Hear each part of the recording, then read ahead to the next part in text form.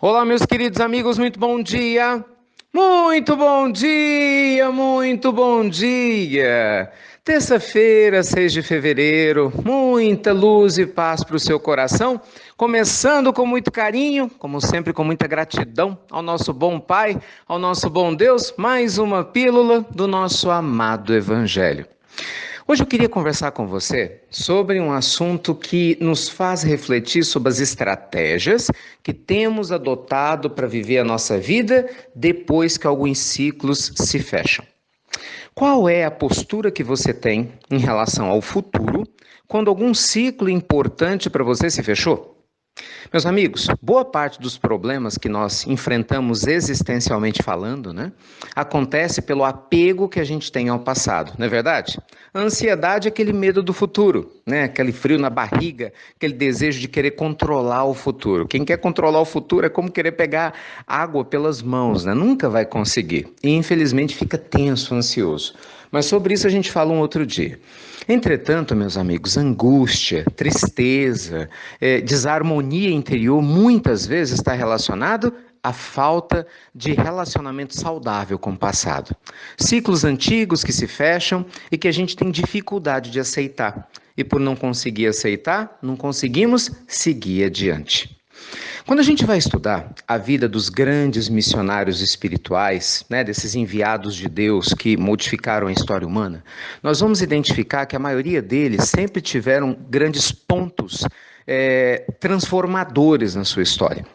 Tiveram que aprender em um determinado momento a abrir mão do que tinham, não é do que tinham vivido, mas de um velho eu, de uma velha forma de viver, de uma persona que haviam abraçado durante a primeira parte ou parte da sua existência, fechando esse ciclo para começar um outro melhor. E se não fosse assim, gente, não tinha como a história desses seres maravilhosos ser como foi. Quer ver um exemplo? O próprio Jesus. Jesus, segundo pelo menos nos conta a história oficial, Jesus ficou no anonimato para a maioria da humanidade física entre a sua adolescência e o início da sua fase adulta. Houve um ciclo aí importantíssimo, claro, para a vida do Cristo, da família de Jesus, mas que se fechou quando oficialmente, Jesus desaparece para que o Cristo renascesse. E aí ele aparece a partir do batismo das águas do Jordão. Um ciclo se fecha para que outro muito maior e mais importante e impactante para a história humana pudesse aparecer. Quando a gente vê a história de Francisco de Assis, nosso amado Poverello de Assis, é a mesma coisa. Francisco, que era filho de um rico mercador, seu Pedro Bernardone, teve que fechar um ciclo da sua vida, a primeira parte da sua existência, em que ele tinha uma relação mais profunda com o pai, em que o pai tinha expectativa que ele fosse tocar os seus negócios. Em um determinado momento ele fala, não é o que eu quero para mim. Francisco teve que ir a 2 guerras, pouca gente sabe disso, mas foi a 2 guerras antes de abrir mão de tudo, literalmente tirando a roupa do próprio corpo para começar uma nova forma de viver. Teve que fechar o ciclo antigo, não é fácil. Maria de Magdala, a gente conhece tanto a história, eu sempre cito aqui, teve que fechar o seu ciclo como a mulher das mulheres dos homens da época da Palestina, fecha o ciclo como uma prostituta que havia sido procurada por homens poderosíssimos para se tornar uma mulher simples. Imagina só que mudança radical na sua existência e, consequentemente, ser uma das principais discípulas de Jesus. Percebe? E a história de Paulo? Ele não teve que fechar um ciclo também? Percebe, gente? Isso é comum. Ele era Saulo, quando Jesus aparece para ele no caminho para Damasco, ele fecha aquele ciclo de dor, de dificuldade, para se tornar Paulo, um dos maiores apóstolos, talvez o maior do cristianismo. Aí nós vamos analisar a mesma coisa acontecido com o Buda, que fecha um ciclo de 29 anos como príncipe dos Shakyas, da tribo dos Shakyas, para se tornar o grande Buda, o iluminado, e com certeza ser um dos principais líderes espirituais do seu tempo. Então, amigos queridos, nós podemos citar inúmeros exemplos. Chico Xavier, fecha um ciclo um pouco mais curto, em que ele apenas se identificava médium, mas não conhecia especificamente a doutrina espírita, para abraçar o ciclo de trabalho que Emmanuel lhe propôs inicialmente, de psicografar 100 obras, e a partir dali para se transformar no maior médium da história moderna. Então, meus amigos, todos nós temos ciclos que precisamos ter coragem de fechar.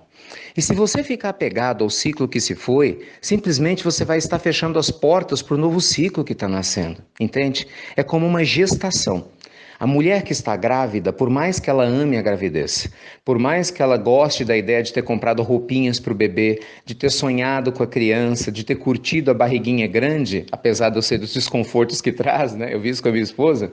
Mas a mulher, ela tem o quê? Que ter coragem de fechar esse ciclo para que literalmente um nascimento de um novo ser surja nas nossas vidas. Então, a nossa pílula do nosso amado evangelho de hoje lhe convida a permitir que os novos ciclos venham, sem que seu coração tenha medo ou ansiedade. Apenas os acolha com gratidão a Deus pelo ciclo que se fechou, gratidão pela aprendizagem, não é? Gratidão por tudo de bom que esse ciclo antigo nos trouxe, mas acima de tudo, gratidão pelo ciclo agora que abre-se, pelo ciclo novo que se renova. E essa ideia, você sabe, vale para o desencarne de pessoas amadas, vale para a mudança para uma nova cidade, vale para um estado físico diferenciado daquele que você tinha, vale para um novo relacionamento conjugal, vale para o que você quiser. Novos ciclos são necessários para a renovação do coração humano, até para a nossa aprendizagem, né?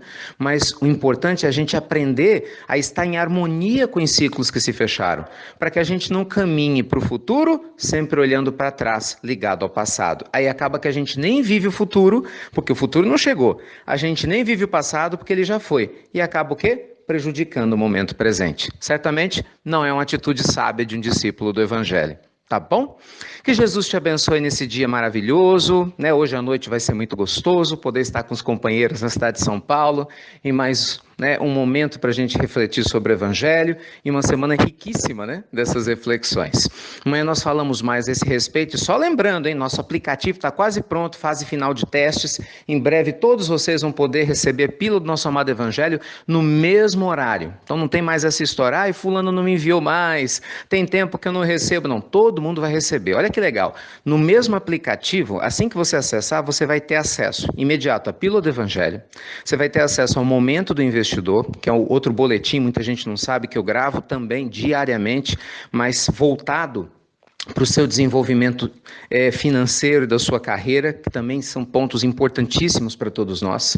Vocês vão ter acesso à pílulazinha do Evangelho, que a minha amada Roseli faz com tanto carinho para as criancinhas, para as crianças, né? Traduzindo, trazendo o Evangelho numa linguagem infantil. Vocês vão ter no mesmo aplicativo tudo isso, mais a pílula em inglês, né? Que é gravada hoje 3 vezes por semana. A pílula debate, que é o tema polêmico que nos faz refletir.